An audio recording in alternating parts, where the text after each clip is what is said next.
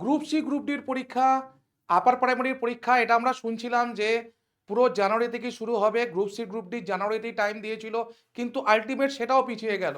কিন্তু সেটা পিছুলো ঠিক আছে, কিন্তু সেটা একটা ডেট একটা ফিক্সড হয়েছে যে গ্রুপ সি গ্রুপ ডি কবে পরীক্ষা হতে চলেছে। বিকজ এটা নিয়ে দেখো, আমি তোমাদের সামনে একটা ভিডিও অলরেডি করে দিয়েছি যে ফেব্রুয়ারির লাস্টে এবং মার্চের প্রথমে পুরোপুরি কমপ্লিট হয়ে যাচ্ছে গ্রুপ সি গ্রুপ ডি পরীক্ষা। কিন্তু প্রশ্ন হচ্ছে আপার প্রাইমারি কবে? আমি তো বলেছিলাম তোমাদেরকে জানুয়ারির প্রথম উইকে আসবে, সেখানে আজকে আমি দাঁড়িয়ে আছি এইভাবে যে তোমাদেরকে বলছি যে আপার প্রাইমারি কবে। তো তোমাদের ইচ্ছা করবে যে স্যার আপনি তো বললেন যে জানুয়ারিতে আসবে, তো সেখানে তো জানুয়ারিতে এলো না। কিন্তু আমাদের হাতে কতটুকু আছে বলো তোমরা? আমাদের হাতে তোমরা কতটুকু আছে বলো যে জানুয়ারিতে এলো না, এবং জানুয়ারি এখনো পর্যন্ত এলো না কেন? এটা কি তোমরা জানো? এইটাই তোমাদেরকে আজকে বিশ্লেষণ করব। দেখো, এসএলএসটির যে পরীক্ষাগুলো হয়েছে, ঠিক আছে, এসএলএসটির যে পরীক্ষাগুলো হয়েছে সেই পরীক্ষার জট কাটেইনি এখনো পর্যন্ত। এবার দেখো 11-12 কিন্তু গতকাল কেটে গেছে, অর্থাৎ গতকাল ফাইনালি বের করে দিয়েছে, যারা যারা জয়েন করে তাদের নাম বের করে দিয়েছে। কিন্তু 9-10 এখনো ঝুলছে, 9-10 এখনো ঝুলছে। এবং এটা কারা নিয়েছিল?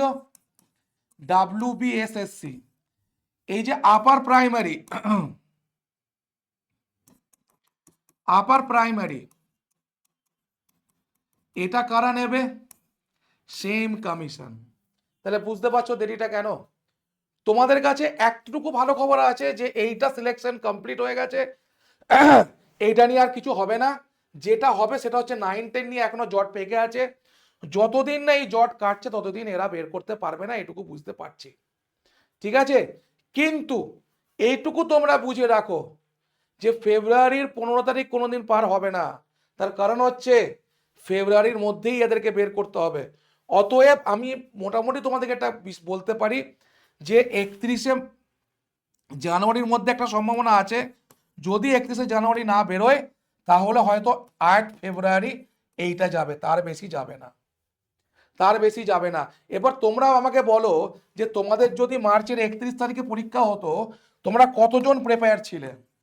31শে মার্চ পরীক্ষা হলে তোমরা কতজন প্রিপেয়ার ছিলে আগে বলো তো? টেট প্লাস সাবজেক্ট, এটুকু আমাকে বলো, টেট প্লাস সাবজেক্ট মিলে কতজন প্রস্তুত ছিলে? ছিলে প্রস্তুত? যারা কমেন্ট সেকশনে আমাদেরকে বলতে আসো যে স্যার আপনারা মিথ্যা কথা বলেন, আমরা মিথ্যা কথা বলি না। আমরা সেই স্টুডেন্টকে হেল্প করতে আসি যারা তিলে তিলে শুধুমাত্র ওয়েট করে থাকে কবে একটা এক্সামের ডেট বেরোবে, কবে তারা নিজের ওকে প্রিপারেশন নিয়ে পরীক্ষা দিতে পারবে। তাদের জন্য আমরা তোমাদের মুখ থেকে গালটা শুনতে প্রস্তুত আছি। কেন তোমরা পড়াশোনা করো না, তোমরা তো কমেন্ট করতে আসো। কিন্তু যারা অগণিত স্টুডেন্ট, একটা ভিডিও আমার 20,000 25,000 30,000 স্টুডেন্ট দেখছে, তাদের জন্য তোমাকে এটা করতে হবে। তাদের জন্য তো আমরা বলি যে হ্যাঁ সম্ভাবনা ছিল, সত্যিই সম্ভাবনা ছিল জানুয়ারির প্রথম দিকে, কোনো লাভ দিচ্ছি না, শুধুমাত্র এইটুকুর জন্য এটা পিছোচ্ছে। এবং আমাকে এটা বলো যে তোমরা যদি 31 তারিখে পরীক্ষা হতো তোমরা কতজন প্রিপারেশন ছিলে? ছিলে প্রিপারেড? ছিলে না তো। পরীক্ষাটা হয়ে যেত, চোখের সামনে বেরিয়ে যেত সারা জীবনের সুযোগ, আবার কবে আপার প্রাইমারি পাবে সেটা কোনো তোমাদের ভরসা নেই, সারা জীবনের জন্য বেরিয়ে যেত। তাহলে সেই সুযোগটা যখন তোমার আবার হচ্ছে, যদি মনে করো আমার মে মাসে পরীক্ষাটা হয়, আমি সাপোজ বলছি, এখনো পর্যন্ত কিচ্ছু ঠিক হয়নি, যারা বলছে 31শে মার্চের মধ্যে পরীক্ষা হবে না, আমি জানি না কি দেখে বলছে, বাট হয়তো অ্যাজামশন করছে যে যদি ফেব্রুয়ারিতে চলে যায় অ্যাড, তাহলে নিশ্চয়ই মার্চে পরীক্ষা হবে না, এটা একটা অ্যাজামশন করা যায়। আর মার্চে পরীক্ষা না হলে নিশ্চয়ই ভোটের আগে পরীক্ষা নিতে পারবে না। তো তুমি বলো, তোমার যদি মে জুন মাসে পরীক্ষা হয় তা তোমার কাছে সেটা ভালো নয়? বিকজ তুমি আজ থেকেই প্রিপারেশন নাও, আবার কেন আবার একটা ডেট আসবে তারপর থেকে তুমি নেবে? বেরোয়নি তো কি হচ্ছে, গেজেট যখন বেরিয়েছে নোটিফিকেশন আসতে বাধ্য, একমাত্র তোমাদেরটাই নোটিফিকেশন আসতে বাধ্য, আর কোনোটাই এতটা সম্ভাবনাময় নয়। কিন্তু গেজেট আপলোড হয়ে গেছে, এটা বোঝো ভালো করে।